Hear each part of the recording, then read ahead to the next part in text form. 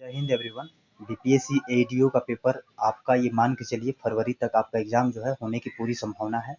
तो उसी को लेकर के हम लोग आज इस वीडियो में बात करेंगे। सिलेबस क्या है, बुक लिस्ट क्या है, कौन-कौन से बुक को आपको फॉलो करना चाहिए और क्या स्ट्रेटजी होनी चाहिए आपके आगे की। देखिए, मैं सबसे यही बात बोलूँगा कि एग्ज़ाम सिंपल है। अगर आप थोड़ा-सा कंसिस्टेंस मतलब एकदम लगातार निरंतरता के साथ आप पढ़ाई करते हैं तो इस एग्ज़ाम को निकालना कोई कठिन नहीं है।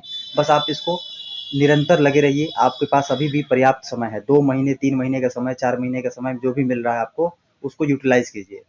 अभी जो सिलेबस हम लोग बात करेंगे, इस वीडियो में हम लोग बात करेंगे सिलेबस क्या है, साथ ही साथ आपको बुक लिस्ट भी बताऊँगा मैं कि क्या-क्या आपको फॉलो करना है। और नेक्स्ट हम लोग ये भी देखेंगे कि जो क्वालिफाइंग पेपर है, उसको कैसे तैयार करेंगे। तो चलिए पहले स्टार्ट करते हैं पेपर फर्स्ट। देखिए, ये एक ऐसा एग्ज़ाम है जिसको एक पेपर देने के बाद आप सीधे अधिकारी बनिएगा। आप सोच रहे हैं? कोई भी ऐसा एग्ज़ाम नहीं है, यहाँ तक कांस्टेबल में भी आपको फिजिकल देना होता है। समझ रहे हैं? तो इसमें केवल आपको एक ही एग्ज़ाम देना है, वो तगड़े तरीके से तैयारी करके दीजिए, मेरिट बनाइए और वहाँ से सीधे आप अधिकारी बनेंगे। आपके अंडर में 10-15 स्कूल आ जाएँगे, आप शिक्षा अधिकारी बन जाएँगे। तो चलिए बात करते हैं सीधे पेपर 1 पे। सामान्य अध्ययन जनरल स्टडीज़ का पेपर होगा आपका, ठीक है? 100 क्वेश्चन होंगे, 1/3 नेगेटिव होगा, ये सामान्य सी बातें हैं, 2 घंटे का समय रहेगा। पहला जो एग्ज़ैक्ट सिलेबस में दिया गया है, उसी को मैं यहाँ पे आपसे चर्चा कर रहा हूँ। पहला तो बात करें सामान्य विज्ञान का पेपर होगा, सामान्य विज्ञान होगा आपके सिलेबस में दिया हुआ है। राष्ट्रीय और अंतर्राष्ट्रीय महत्व की समसामयिक घटनाएं यानी कि आपका करंट अफेयर हो गया, ठीक है। नेक्स्ट बात करें सामान्य भूगोल भूगोल दिया है। विश्व भूगोल का पार्ट बहुत कम है, ज़्यादातर इंडियन पार्ट इसमें आपको कवर करना है।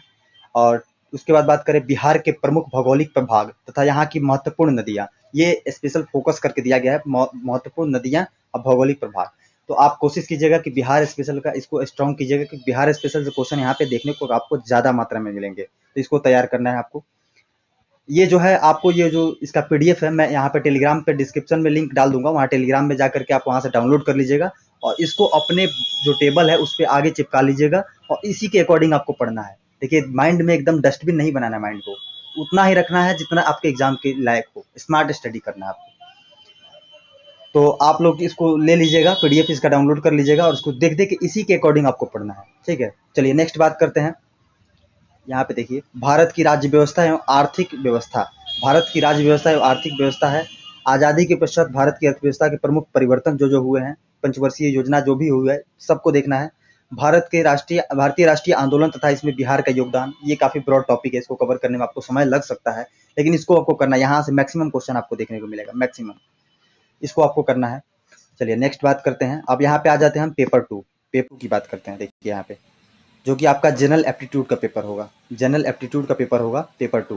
इसमें होगा आपका संख्या पद्धति, मैथ्स और रीजनिंग होंगे, जिसमें पहला होगा नंबर सिस्टम यानी संख्या पद्धति, पूर्ण संख्याओं का अभिकलन, दशमलव एवं भिन्न, संख्याओं के बीच परस्पर संबंध क्या है, मूलभूत गणितीय संक्रियाएं क्या है, प्रतिशत है, अनुपात समानुपात है, औसत है, ब्याज लाभ हानि है। और नेक्स्ट देखिए सादृश्य है और समानता और भिन्नता है, स्थान कल्पना व स्थान अभिविन्यास है, समस्या समाधान विश्लेषण है, दृश्य स्मृति विभेद अवलोकन है। वैसे ही करके आप श्रृंखला कूट लेखन, ऐसे ही करके आपका मैथ्स रीजनिंग का जो है आपका ये सिलेबस एग्जैक्ट दिया हुआ है आपके सिलेबस में, तो इसको आपको ध्यान में रखना है, इसी के अकॉर्डिंग आपको पढ़ना है। और हम लोग बात करेंगे कि कौन कौन सी बुक आप फॉलो कीजिएगा, बुक लिस्ट के ऊपर भी हम लोग बात किए इस वीडियो में। चलिए यहाँ पे मैं नोट किया हूँ, देखिए। चलिए यहाँ पे बुक लिस्ट की बात करें, देखिए सबसे पहले आपको एक जीके की बुक रखनी है अपने पास, वो है जीके की लुसेंट जीके, या आपके पास अगर लुसेंट जीके नहीं है तो आप इसके जगह पे चाहें तो क्राउन का जो बुक आता है, क्राउन नीली कलर वाली क्राउन जो आती है, उसको आप रख सकते हैं। लेकिन कोई ना कोई आपके पास एक गाइड बुक होनी चाहिए। गाइड बुक का मतलब ये होता है कि जिसमें ऑल सब्जेक्ट को जो है कंसाइज करके दिया गया हो। तो आपके पास जीके जीएस के लिए लुसेंट बुक हो या क्राउन हो, ठीक है। बेस स्ट्रॉन्ग हो जाएगा आपके इससे। क्वेश्चन प्रैक्टिस करना, देखिए इस एग्जाम में क्वेश्चन ज़्यादा से ज़्यादा आपको प्रैक्टिस करना है। उसके लिए जो है आपको एनसीईआरटी जो कह रहा है कि एनसीईआरटी पढ़ लो, ये कर लो, किसी के चक्कर में मत पढ़िए। मैं आपको बता रहा हूँ, समय उतना नहीं है कि आप इसको पढ़ के कवर कर लेंगे। हाँ, एनसीईआरटी बेहद बहुत अच्छी किताब है, लेकिन उसके लिए समय चाहिए आपको, 1 साल 1.5 साल का समय चाहिए होगा। तो आप क्वेश्चन प्रैक्टिस के लिए एडुटेरिया के पब्लिकेशन का मैंने देखा एक 7500 सीरीज आता है, 5000 सीरीज था, अभी नया में 7500 सीरीज आया हुआ है। उसको जो है आप लोग अच्छे से कर लीजिएगा। उसमें जो है बहुत सारे क्वेश्चन, यहाँ देखिए मैंने नोट भी किया है, एनसीईआरटी एवं पीवाईक्यू प्रश्न मिलेगा यहाँ। कई सारे क्वेश्चन एनसीईआरटी से डायरेक्ट है और कई सारे पीवाईक्यू के क्वेश्चन भी इसमें डाले गए होते हैं, जो काफ़ी अच्छे अच्छे प्रश्न होते हैं। तो यहाँ से क्वेश्चन आपको डेली प्रैक्टिस करना है। साथ ही साथ साइंस को आपको स्ट्रॉन्ग करना है, ये बहुत महत्वपूर्ण है। साइंस को आप लोग स्किप मत कीजिएगा, क्वेश्चन ज़्यादा साइंस से आपको देखने को मिलेगा। क्योंकि बीपीएससी का फेवरेट टॉपिक साइंस ही होता है। घटना चक्र से आपको करना है पूर्वालोकन, जो आता है घटना चक्र का पूर्वालोकन, यहाँ से आपको साइंस को स्ट्रॉन्ग करना होगा। ठीक है, यहाँ पे मैंने नोट भी किया है। चलिए नेक्स्ट बात करते हैं। यहाँ पे देखिए बीपीएससी 71 तक यानी अपडेटेड 38वीं से लेकर के 71 तक का जो अपडेटेड पीवाईक्यू का बुक होगा बीपीएससी का, वो चाहे आपका केबीसी नैनो का हो, चाहे वो घटना चक्र का हो, यहाँ से प्रश्न सटीक व टकराने की संभावना प्रबल होती है।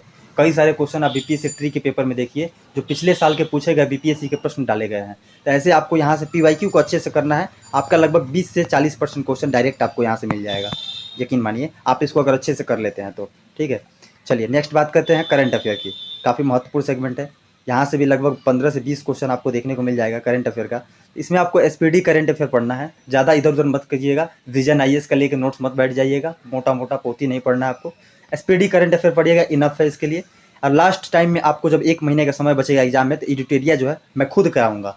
अभी फिलहाल एसपीडी जो है मैं करा रहा हूँ अपने यूट्यूब चैनल पे ही। एसपीडी को मैं डेली एक एक पार्ट करके करा रहा हूँ। अगर उसको आप फॉलो कर लेते हैं तो आपको एसपीडी की में टेंशन नहीं लेना है, करंट अफेयर आपका ऐसे भी हो जाएगा।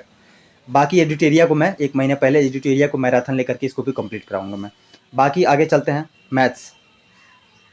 मैथ्स और रीजनिंग पे। देखिए बीपीएससी जो तैयारी प्रॉपर बीपीएससी का करते हैं उनके लिए मैथ्स रीजनिंग एक चैलेंज हो जाता है। बाकी जो एसएससी वाले हैं उनके लिए ये जो है बेनिफिट करता है। तो दोनों के लिए कहीं ना कहीं पॉजिटिव और निगेटिव है। बीपीएससी वालों के लिए जीएस आसान होता है, और जो बीएसएससी वाले होते हैं, बिहार एसएससी वाले जो होते हैं, उनके लिए जो है मैथ्स रीजनिंग आसान होता है। तो वही दोनों में आपको देखना है। मैथ्स के लिए आपको ओनली आरएस अग्रवाल करना है, दिस दैट कुछ नहीं करना। आरएस अग्रवाल कर लीजिए, इनफ है, इससे ज़्यादा क्वेश्चन बाहर नहीं जाएगा। रीजनिंग आपको करना है, SSC chapter wise solve paper आता है, आप पता कर लीजिएगा। उसका नया सीरीज आया, मुझे अभी एग्जैक्ट आइडिया नहीं है, लेकिन ये जो है एसएससी जो चैप्टर वाइज आता है ये काफ़ी महत्वपूर्ण बुक होता है। और यहाँ से रीजनिंग का आप बेसिक से लेकर एडवांस लेवल तक तैयारी कर सकते हैं। और एडीओ के लिए खासकर तो आपको इससे बाहर क्वेश्चन नहीं मिलेगा, आप अच्छे से इसको कर लेते हैं तो। और अगर कोई क्वेश्चन किसी टॉपिक में प्रॉब्लम होती है तो आप यूट्यूब का सहारा लीजिए। यूट्यूब पर जाकर के कोई भी अच्छे टीचर से आप संपर्क कीजिए, वहाँ पे उसको वीडियो को देखिए, जो समझ में आता है उससे बेसिक्स क्लियर कीजिए और यहाँ से प्रैक्टिस करना शुरू कर दीजिए। चलिए नेक्स्ट बात करते हैं इंग्लिश हिंदी के लिए। इसका कोई टेंशन नहीं लेना है। इंग्लिश हिंदी जो होगा ये क्वालिफाइंग है, आपको पता होगा, जिसमें से आपका सामान्य हिंदी जो होगा ये केवल 70 क्वेश्चन यहाँ से होंगे, और 30 क्वेश्चन जो होंगे सामान्य इंग्लिश के होंगे, जो टोटल मिला के 100 क्वेश्चन होंगे। और 30% इसमें अंक लाना है, ओनली 30% इसमें लाना है, केवल आपको इसको पास करना है। इसका मार्क्स जो होगा आपका मेरिट में नहीं जोड़ा जाएगा। देखिए इसे केवल पास करना है, 30% अंकों के साथ मार्क्स मेरिट में नहीं जोड़ा जाएगा। क्लियर? उम्मीद करते हैं आपको जो है सब चीज़ें क्लियर हो गई होंगी। अगर फिर भी कोई डाउट अगर रह जाता है, आपको समझ में कोई बात अगर नहीं आया है, तो आप कमेंट कीजिएगा, कमेंट में मैं रिप्लाई कर दूंगा।